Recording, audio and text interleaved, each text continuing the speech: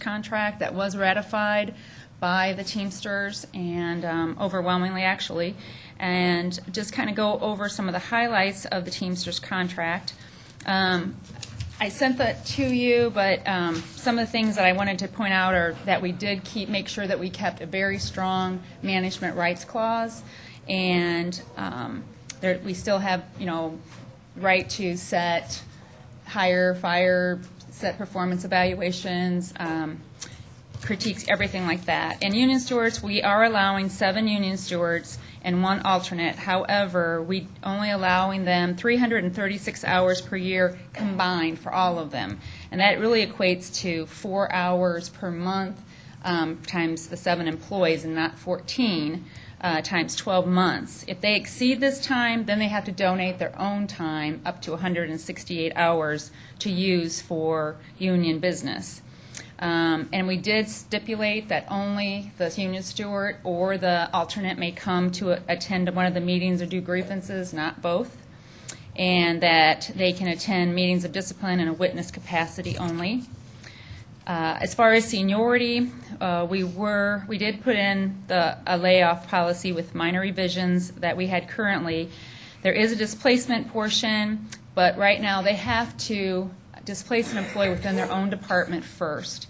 And then if they can't displace within their own department, they can go outside. But the only way they can displace someone is if they have actually performed those duties before satisfactorily, or if it's in their job series. So like if they are an maintenance person 2, and they could go down to a maintenance person 1, equipment operator 2, equipment operator 1. That way we won't have to do a lot of training and a lot of time and all of that. We did put discipline and grievance in the contract. However, we did limit grievances as far as discipline to only suspensions and terminations. So they would not be able to grieve verbals or writtens or anything like that. As far as hours of work and overtime, after much discussion, we did agree to the 40 hours. However, any employee that is currently working less than 40 hours right now can stay at the less than 40 hours, so that covers all the development team and so forth. And we agreed to the 40 hours, but only after they agreed to the 80 hours of furlough time.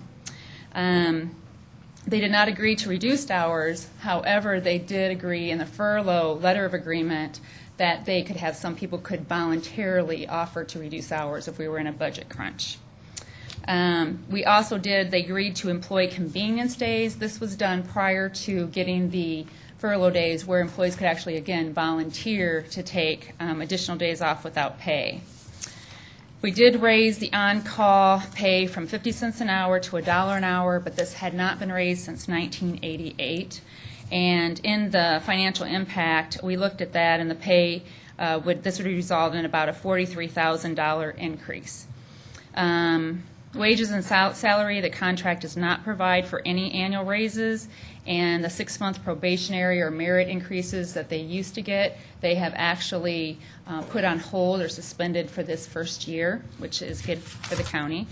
And also, we used to always give raises 5 or 10% depending on how many grades they went up. Now we've also done it on the flip side, so if they take a position that's lower, they will go down 5 or 10%.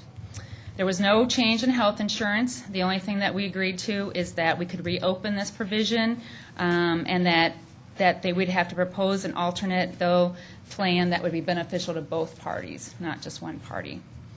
Uniforms, we increased the safety shoe boot allowance from $75 to $100 a year. It's actually solving some problems we had as far as how they got the boots, who gets the boots. It's very narrow in the contract. It states it's only for employees who are required to have steel-toe boots or shoes as required in their job description.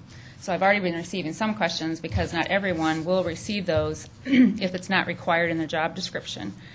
Past practices, we agreed to past practices, but only that we would talk and discuss if we changed any procedures, and this is not grievable. Past practices are not grievable.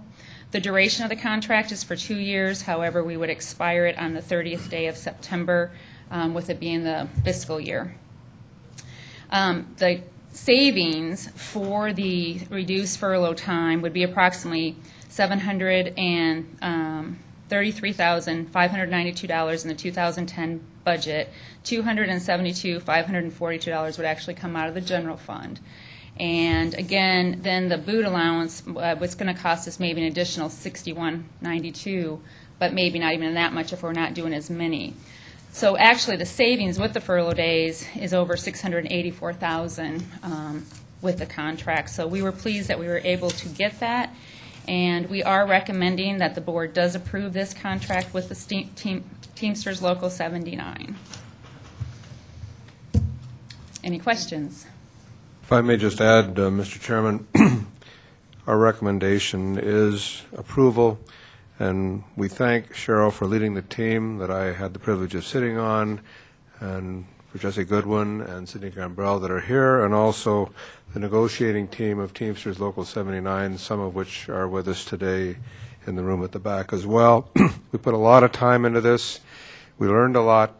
And we believe that this contract is our best effort for your consideration at this time. I want to reiterate that I think everybody's hard work, it was, new for a lot of people, and it was